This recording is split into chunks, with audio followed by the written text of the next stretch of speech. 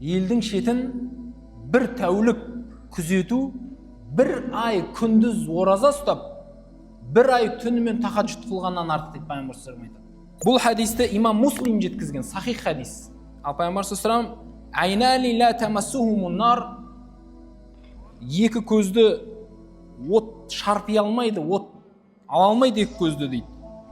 Біріншісі айнун бакат мин хашиятилла, Алладан қорқып жылаған көз дейді. Алладан қорқып бір күнәң үшін жыладың да көзіңнен жас шықты. Сол көзге от тисе алмайды дейді.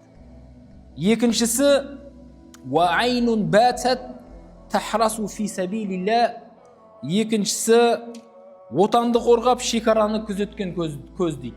Міне осы екі көзге қияметтің күнінде от жете алмайды екен. Яғни ол көзге от жете алмайды деген сөз, тисе алмайды деген сөз, сол адамға тисе алмайды деген сөз. Ендеше осы екі іспен шұғылданған кезде Алла үшін тозақтан құтылсам ғой деп сондай ниетпен істеу керек. Біріншісіне Алла үшін жылау керек. Ғұмырыңызда бір рет болсын жылау керек.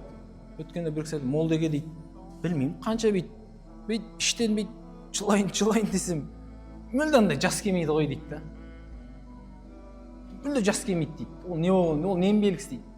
Ізгілердің сөзі бар ғой, жылай алмасаң дейді, жылай алмай жатсаң дейді, жылай алмай жатқаның үшін жыла дейді. Ендеше Раббым деп жылау керек. Алладан қорқып, тәубе қылып жылау керек. Өйткені өміріңізде осылай бір мәрте жыласаңыз, онда сіз осы хадистің ішіне кіресіз. Пайғамбар саллаллаху алейхи вассалам айтты, екі көзді тозақтың оты шарпи алмайды. Оны от азаптай алмайды деп жатыр. Бір рет болсын.